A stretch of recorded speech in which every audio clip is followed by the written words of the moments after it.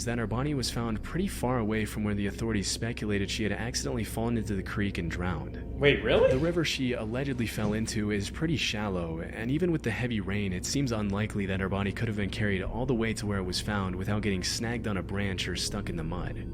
Even though the authorities chalked up the whole thing to an accidental drowning that stemmed from what they assumed to be a psychotic break, there are a lot of details in the case that simply don't add up.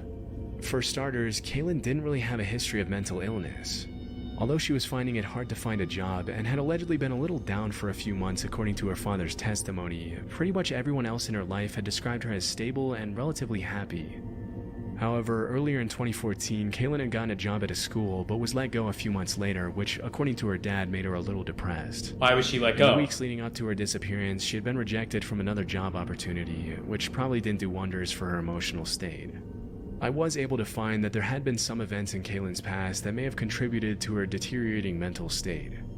3 years after she graduated from college in 2006, her twin brother accidentally murdered their uncle while they were both under the influence of drugs, for which he was sentenced to 5 years in prison.